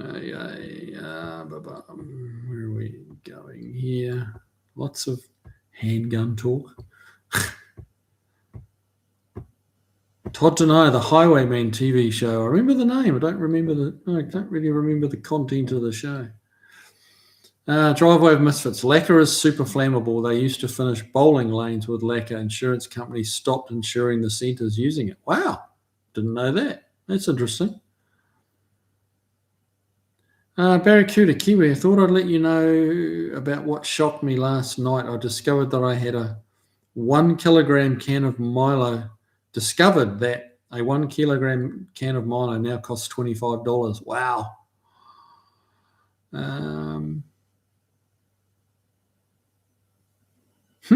Yeah. No, 1 kilo. That's a pretty big can. That's 2.2 pounds, isn't it? There's a lot of Milo, mate. A lot of cups of Milo in there. But yeah, I really don't. Yeah, I don't remember what it used to cost when I was there. But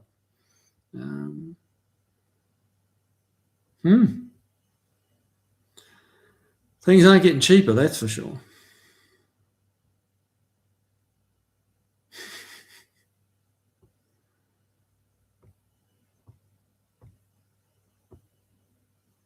Andy Nickel, I buy lacquer from Luthier Supply Companies. Luthier? Supply companies in the US, Cardinal Paint. In Canada, I can buy Mohawk lacquer, but it's not as good as the Cardinal. Huh.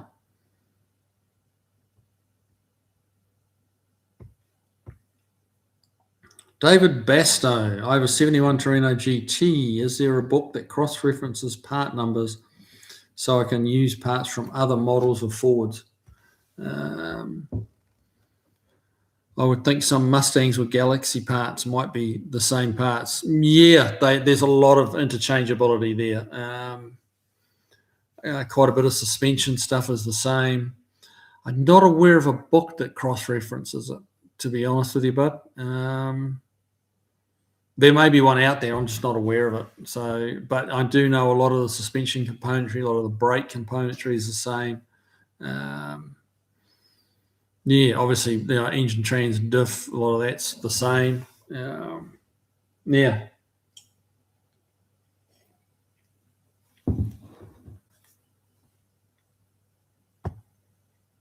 But no, not aware of a book. Sorry, bud.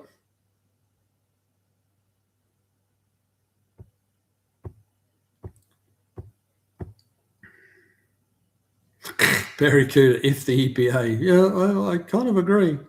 I think they're doing as much harm as they are good these days.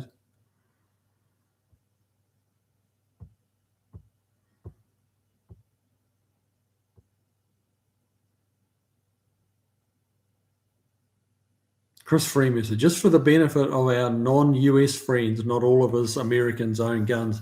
No, I'm sure that's the case, Chris. I'm sure that's the case. But I don't know where America stands, like rates as far as gun ownership on a country-to-country basis. I don't know.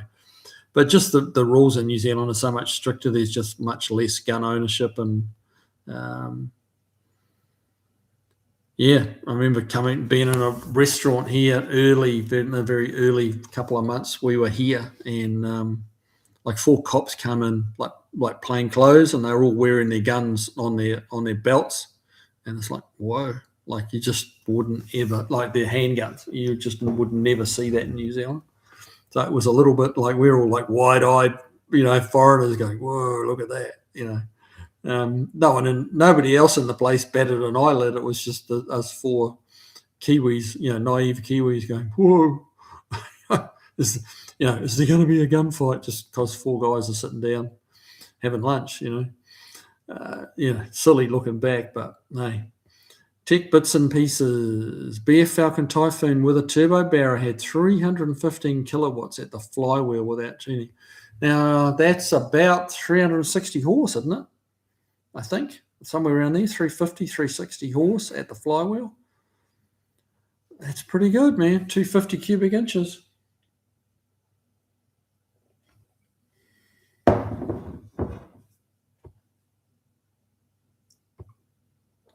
Todd denied. Richard Dean Anderson, who played MacGyver, was a jerk too. I offered to punch him out right in front of the casino manager when I was working there. I left the job shortly afterwards. Oh, wow.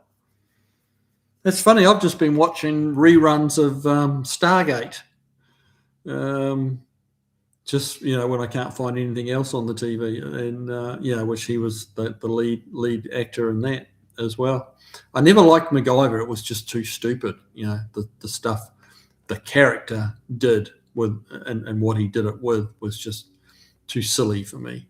But I quite like him in Stargate, which is also very far-fetched, but it's funny how we can adjust for things like that.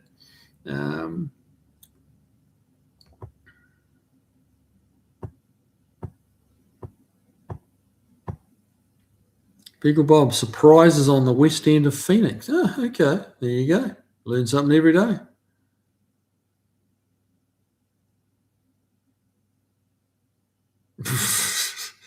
Mexican speak, stir in the pot. You don't have to lie. Chris Freeman, you don't have to lie.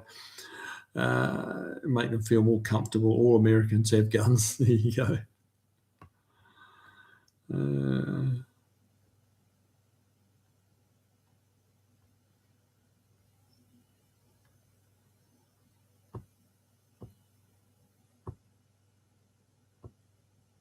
Todd Denine, Marlin lever actions are smoother than Winchester. That's why you have a Marlin. You like Marlin guns as well as Marlin cars.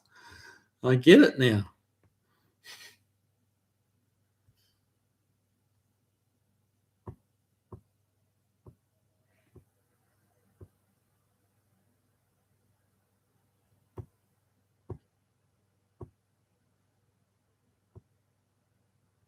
Mopar, man. Guns are not handed out. 99% of the places require FFL dealer and background check. Yeah. Yeah, private sale between two citizens is legal. Yeah, it's very hard to police that, isn't it? It's very hard to police that.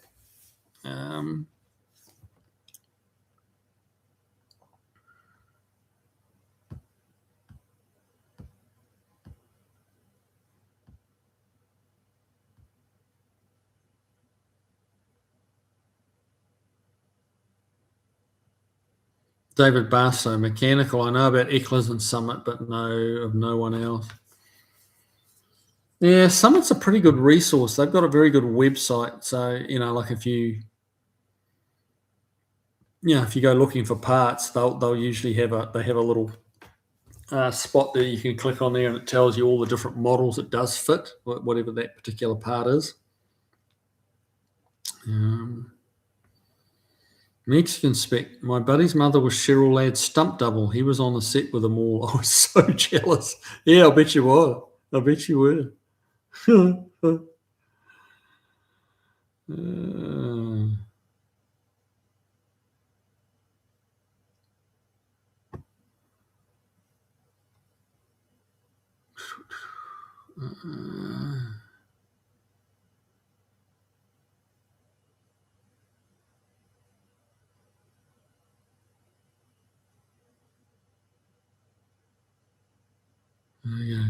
Yeah.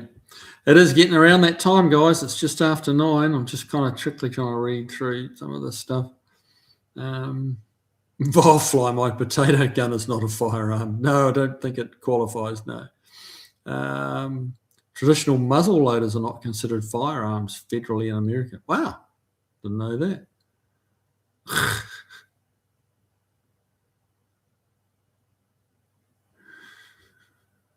Vilefly, don't shoot your eye out. All right, fellas. Well, that's it. That's another Tuesday night done and dusted. I had a good time. I had trouble keeping up with all of you again. So, but hey, as long as you're all having a good time, you're doing a lot of chat between yourselves, which is awesome. So yeah, I'm just the decoration in the background some of the time here, I think.